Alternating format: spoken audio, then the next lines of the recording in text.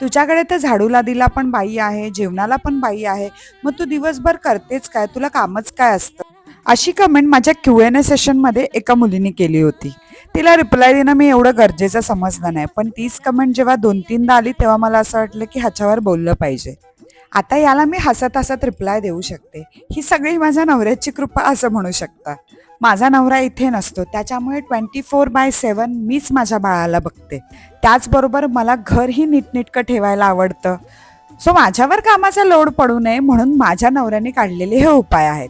आता यात मी स्वतःला लकी समजू शकते आणि रिकाम्या वेळामध्ये मी माझ्या बाळाला हेल्दीएस्ट फूड कसं खायला घालू शकते याचा विचार करते आणि ते बनवते.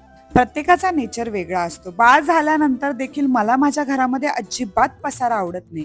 त्याच्यामुळे माझं बाळ जितके वेळा पसारा करतात तितके वेळा मी आवरण्याची तयारी ठेवते, जेणेकरून माझं घर पॉझिटिव्ह राहतं आणि त्यामुळे किती